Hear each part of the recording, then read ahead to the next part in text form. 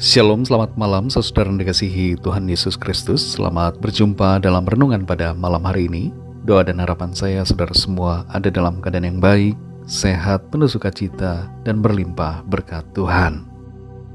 Sebelum kita mendengarkan renungan firman Tuhan, mari kita berdoa. Bapa, dalam nama Tuhan Yesus Kristus, kami mengucap syukur untuk kekuatan, untuk sukacita, damai sejahtera, untuk pertolongan Tuhan di sepanjang hari ini. Tuhan sudah memampukan kami melewati semuanya. Dan saat ini kembali kami rindu diperlengkapi dengan kebenaran firman-Mu.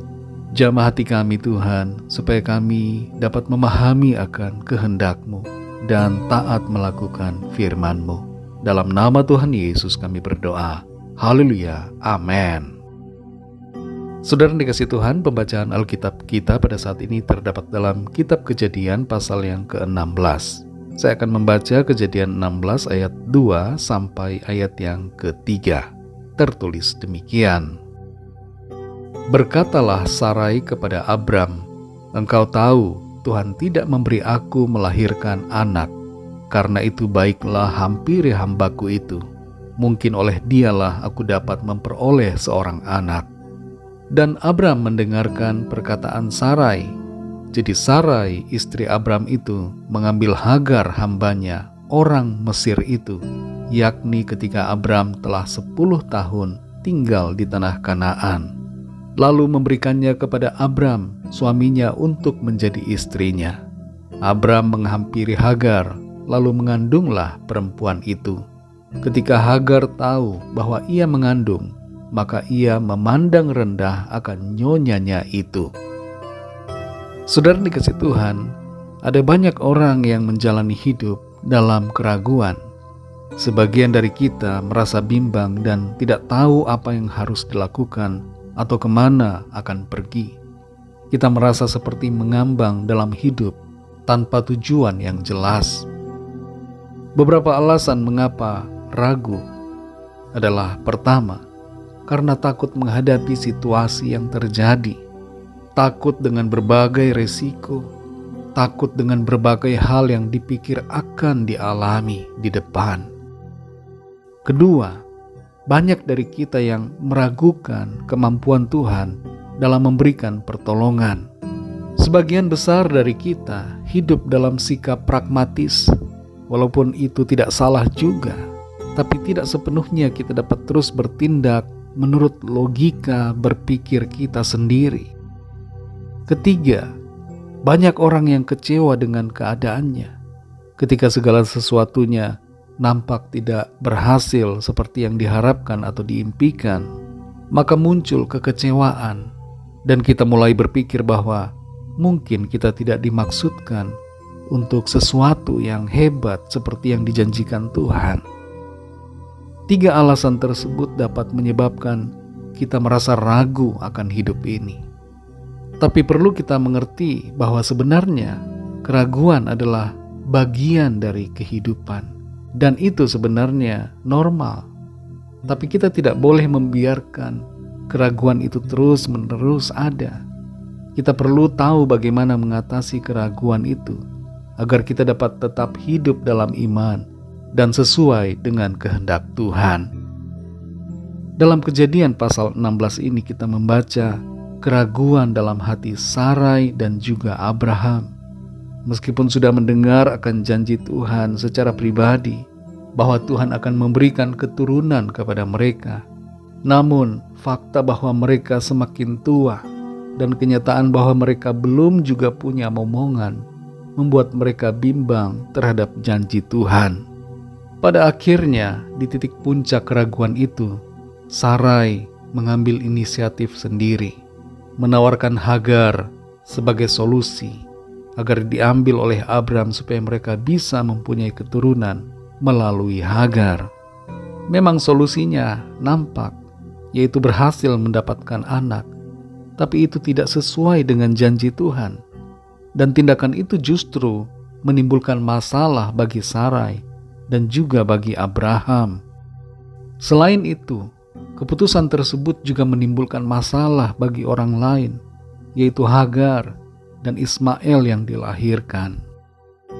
Kita perhatikan saudara bahwa setiap keputusan kita berdampak bukan hanya pada diri sendiri, tapi pada banyak orang. Ada konsekuensi yang luas dari setiap tindakan kita. Karena itu kita perlu berhati-hati dalam mengambil keputusan, agar jangan sampai keputusan itu diambil karena kita ragu pada janji firman Tuhan. Syukurlah bahwa Tuhan selalu tetap setia pada janjinya bagi Abraham dan Sarah.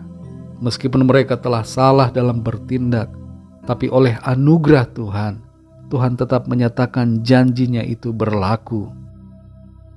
Saudara yang dikasihi Tuhan, pesan firman Tuhan buat kita melalui ayat-ayat ini adalah agar kita tidak ragu terhadap janji firman Tuhan, dan jangan mengambil keputusan yang salah yang berlandaskan pada keraguan dan kebimbangan kita, tapi bertindaklah sesuai dan selaras dengan apa yang menjadi kehendak firman Tuhan.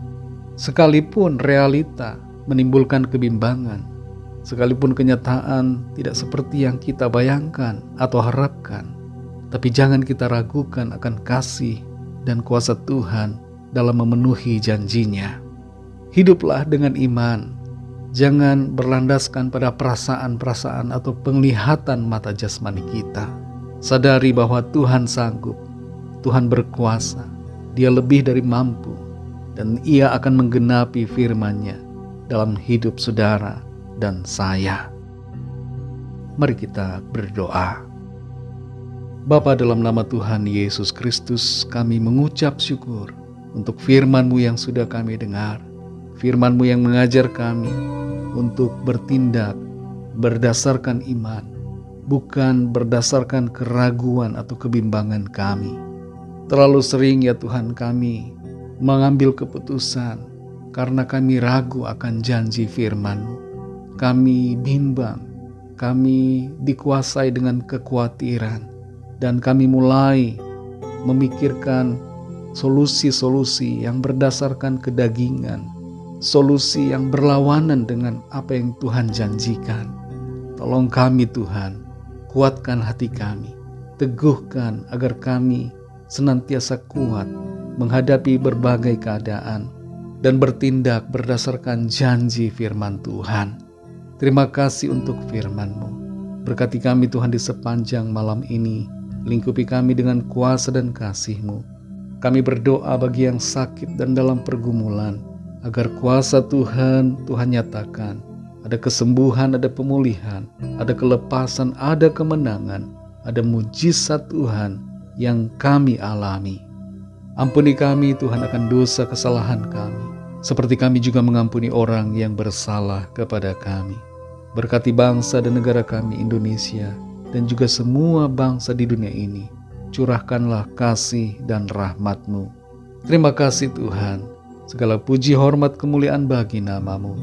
Dalam nama-Mu yang kudus, nama Tuhan Yesus Kristus, kami sudah berdoa dan mengucap syukur. Haleluya. Terimalah berkat Tuhan.